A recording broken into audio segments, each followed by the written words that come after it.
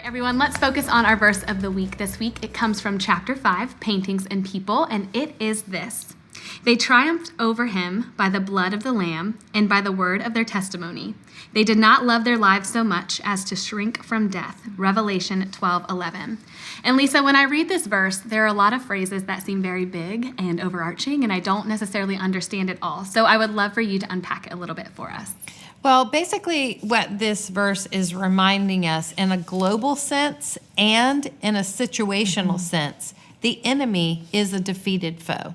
He does not hold victory. He doesn't hold victory in a global sense. In other words, we've read the end of the book and we know who wins, right? Jesus has brought the blood, and by his blood, forgiveness for sin and redemption was made possible. So the enemy is defeated by the blood of the Lamb. That is true for all of eternity. That is true in the global sense. It's also true in a situational sense. But what I want you to remember is the enemy, we're told he's very crafty. And so he will come in different situations and make you forget about the victory that is yours.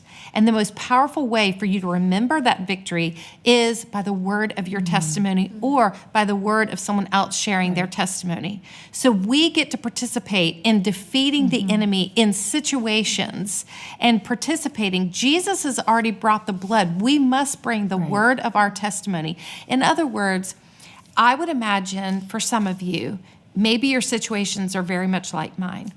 And as you have been reading my story, you were simultaneously heartbroken for what I was going through, but at the same time relieved that you weren't so alone.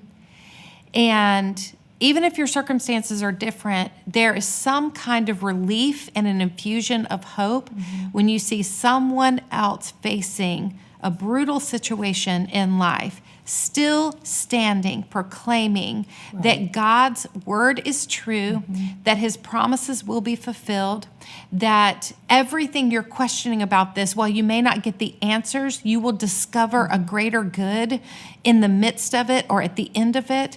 And when someone else infuses that into us and we grab a hold of hope, the enemy has no place in that situation. The enemy wants to isolate us because if he can isolate us, he can influence us. And the enemy also wants us to keep our mouths shut because he knows when we open up our mouth and we push past the shame and the fear and the anxiety of what we're going through, when we set all of that aside because we know that the words of our testimony are so powerful, there's someone else who would drown in their own tears if we're not seeing a glimmer of hope in ours. And in that sense, we partner with that powerful reality that Jesus' blood has defeated the enemy, but we get to participate in this situation to push the enemy aside.